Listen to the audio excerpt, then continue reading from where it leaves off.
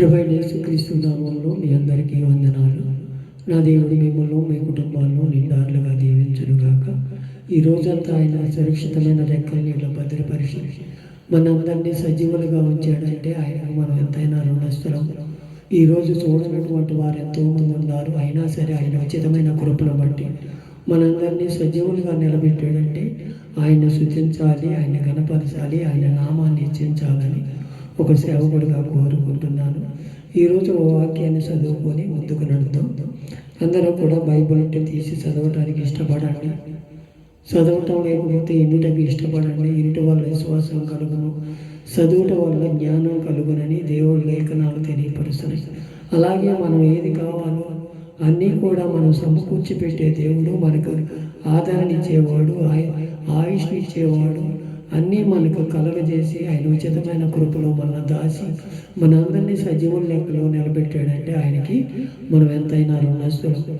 ఈరోజు వాక్యాన్ని చదువుకొని ముందుకు నడుద్దాం. రోమా పత్రిక 3వ అధ్యాయము 12వ వచనాన్ని నేను చదువుతున్నాను. అందరూ కూడా బైబిల్ నుండి తీసి చదవండి. రోమా పత్రిక 3వ అధ్యాయము 12వ వచనం. అందరూ త్రోవ తప్పి ఏకముగా పలికి మాలిన వారై మేలు చేయవాడు ఒక్కడైనా లేడంట. ఇక్కడ అందరూ కూడా పాపం చేసి దేవుడు అనుగ్రహం పొందలేక అందరూ పాపం చేశారు. ఎవరూ కూడా నీతిమంతులు కాదు. ఆయన నీతిమంతులుగా అనుసరించాలని, మనం నీతిగా ప్రవర్తించాలని ఆయన పరలోకం నుంచి ఇక్కడికి దిగి వచ్చి మనమందరినీ కూడా ఆయన రక్తంలో కడగబడి ఆయన పరిశుద్ధులుగా మార్చబడమంటే మనం నీతిమంతులు అని చెప్పుకుంటున్నాం. మనలో ఏ దోషము ఏ పాపము లేదని మనం అనుకోకూడదు. అందరం కూడా పాపం చేసి దేవుడి నీతిని నెరవేర్చలేకపోమంటే ఆయన మన కోసం దిగి వచ్చి మన కోసం ప్రాణం అర్పించి మనల్ని ఆయన రక్తంతో కడిగి పరిశుద్ధునిగా మార్చాడు. అందుమూలన అంటున్న అందరూ త్రోవ తప్పి ఏకంగా పలికి మారిన వారయ్యారు, మేలు చేయవాడు ఒక్కడూనూ లేడంట. ఎవరికన్నా మనం మేలు చేయగలుగుతున్నామా? ఎవరినైనా మనం ఇంకా హక్కుని చేర్చుకోగలుగుతున్నామా? ఒక్కసారి మన హృదయాలు మనమే పరిశీలన చేసుకోవాలి. రోమాపత్రిక 12:9 నీ ప్రేమ నిష్కటమైనది ఉండవలనని చెడ్డదానిని అసహించుకొని మంచిదాన్ని హత్తుకొని ఉండమంటున్నాడు. మనం చెడ్డదాన్ని అసహించుకోవాలంట, మంచిదాన్ని అంటి పెట్టుకోవాలంట. అది మనలో ఉండాలి. అది దేవుని నీతి. అది నీతిని మాత్రమే నెరవేర్చే వారంగా ఉండాలి. ఈ చెడ్డవాటినన్నిటినీ మనం భుజాన్ని వేసుకొని వెళ్ళాల్సిన పని లేదు కదా. దేవుని నీతిని నేను నెరవేరుస్తున్నాను, నేను భక్తిపరమై నేను నీతిమంతుడని నేను చెప్పుకుంటే సరిపోతాను. దేవుడే అనాలి, ఇతను నా హృదయానుసారం నా ఇల్లంతటిలో నమ్మకమైన వాడని మోషేని ఎలా అన్నాడు? దావీదుని నా హృదయానుసారుడు ఎలా అన్నాడు? ఇతను నా ఇంటి మీ వాడని ఎలా అనగలిగాడో మనం ఒక్కసారి ఆయన మనల్ని పిలవాలంట. వీళ్ళందరూ పనికిమాలిన వాళ్ళు అయిపోయారు. ఎలా ఉన్నాయో మన జీవితాలు ఒకసారి మన హృదయాలు మనమే పరిశీలన చేసుకోవాలి.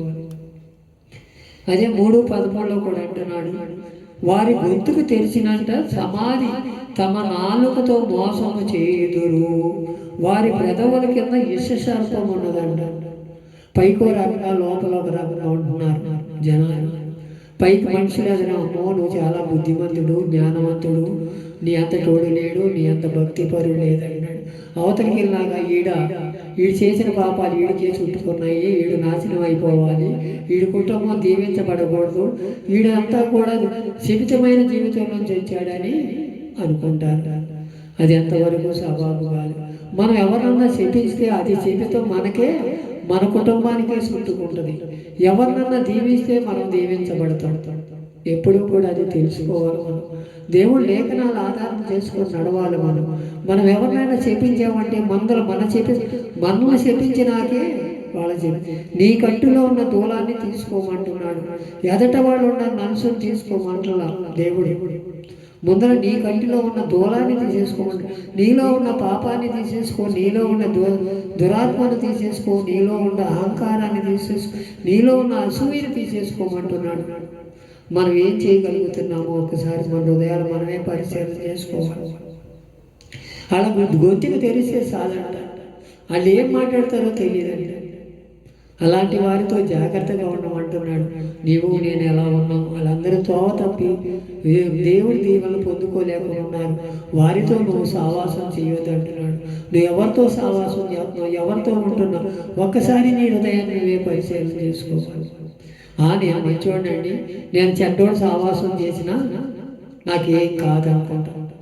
6 నెలలు ఆ సావాసం చేస్తే ఆ సావాసం అవుతుందంట, 6 నెలలు ఈ సావాసం చేస్తే ఈ సావాసం అవుతుందని తెలియపరుస్తున్నాడు. మనం దుష్టులతో సావాసం చేసి 6 నెలలు చేస్తే మనం దుష్టులు అయిపోయి, పాపులతో సావాసం చేస్తే పాపులం అయిపోతుంది. అదే నీతిమంతులుగా చేస్తే నీతిగా అనుసరిస్తాం. మనకి ఏ సావాసం కావాలో ఒక్కసారి మనదే నీ ప్రేమ నిష్కటమైంది ఉండవాలని అంటున్నాడు.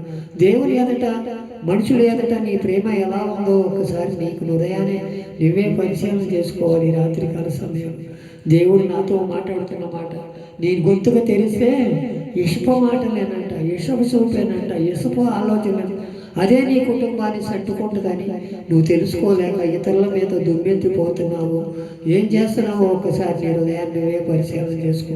నా హృదయాన్ని నేనే పరిశీలన చేస్తాను. ఎవరినన్నా మనం చేపిస్తే అది వనములను దాటే అది అలంతని లేఖనాల బట్టి తెలియపరుస్తున్నాడు. ఒక్కసారి మన హృదయాన్ని మనమే పరిశీలన చేసుకుంటాము. అదే ఎజికేలు గ్రంథము 13:3 ప్రభువు యెహోవా సెలవిచ్చినది ఏమనగా దర్శనమేమియు కలగకున్నను సుబుద్ధిని అనుసరించి అవివేక ప్రవక్తలకు శ్రమ అంటున్నాడు. ఈరోజు ప్రవక్తలు కూడా అదే పరిస్థితుల్లో ఉన్నారు. ఎవరైనా డబ్బులు ఇస్తే వాళ్ళ గురించి ఎక్కువగా ప్రార్థన చేసేయటం, వాళ్ళని అసలు మీరు అంత గొప్పవాళ్ళు లేరు, దేవుడు దీవిస్తాడు, మీకున్న సమస్త రోగాలు పోతాయి, మీకున్న అప్పులు పోతాయి, మీకున్న అన్నీ పోతాయి అని చెప్తున్నారు. అది ఎంతవరకు సబబో ఒకసారి మన హృదయాలు మన పేరు చేసి మీరు జీవితాలు మార్చుకోండి. మీ హృదయం అనే దేవాలయం ఆయనకి ఇవ్వండి. మీ హృదయంలో నివసిస్తే ఆయన అన్ని సమకూరుస్తాడని చెప్పట్లా ఎవరో కూడా. మీరు దేవుళ్ళలోకి రండి, మీ రోగాలు పోతే, మీ అప్పులు పోతే, మీరు దీవించబడతారు, మీరు చెప్పించబడతారు. ఇలాంటి చెబుతమైన మాటలు మాట్లాడమంటే వాళ్ళని గొంతుకుని కాసుకోమంటున్నాడు. ఒక్కసారి మన హృదయాలు మనమే పరిశీలన, ఏమి మాట్లాడుతున్నామో, ఏమి చెందుతున్నామో ఒక్కసారి మన హృదయాలు మనం చెప్పాలి. నీ ప్రేమ నిష్కటమైనదే ఉండవాలి. దేవుని వద్ద యథార్థవంతుడు అయి ఉండాలి, నీతిమంతుడు అయి ఉండాలి. అదే లేఖనాలు తెలియపరుస్తున్నాయి కదా, అది మనం చేయగలుగుతున్నామా? ఒక్కసారి మన హృదయాలు మనమే పరిశీలన చేసుకోవాలి. మన పరిశీలన చేసుకొని యెహోవా యొద్ద ఒక వరం అడగాలంట. ఆ వరం కోరుకొని దేవాన్ని చిత్తంలో నేను ఉంటానయ్యా, నేను నీ కట్టుబాట్లు నేను అనుసరిస్తానయ్యా, నీ చిత్తానికి నేను లోబడతానయ్యా. అయ్యా ఇప్పుడు వరకు నా ప్రేమ ఎలా ఉందో, నా నాలుగు తెరిస్తే ఇతరులు ఎలా బాధపడ్డారు ఒక్కసారి నా హృదయాన్ని నేనే పరిశీలన చేసుకుంటాను.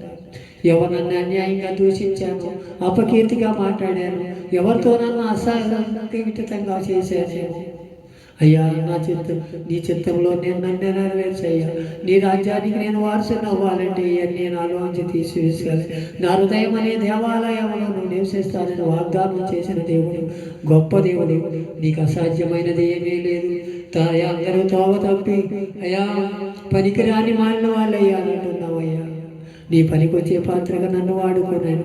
ఒకప్పుడు నేను అలాంటి వాడిని, నేను ఒకప్పుడు నీతిమంతుడని చెప్పడం లేదయ్యా. ఒకప్పుడు పాపంలో ఉన్నవాడిని, పాపాన్ని ఊరేగించిన వాడిని. ఇలా నేను నీ మధ్య నిలబడ్డానంటే అది నీ ఉచితమైన కృపేనయ్యా.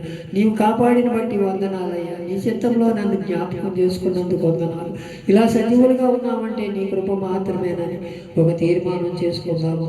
అందరూ కూడా మీ ప్రేమ ఎలా ఉండాలంట, నిష్కటమైనది ఉండాలంట, ఇతరులకు ఆశీర్వాదకరంగా ఉండే మాటలు మాట్లాడాలి, ఇతరులు దీవించే మాటలు మనలో ఉండాలంటే, ఇతరులకి మనము మేలు చేసే వారంగా ఉండాలంట. అలాంటి స్థితిలో నన్ను చూడాలని ఆశపడుతున్నాడు ప్రభువు.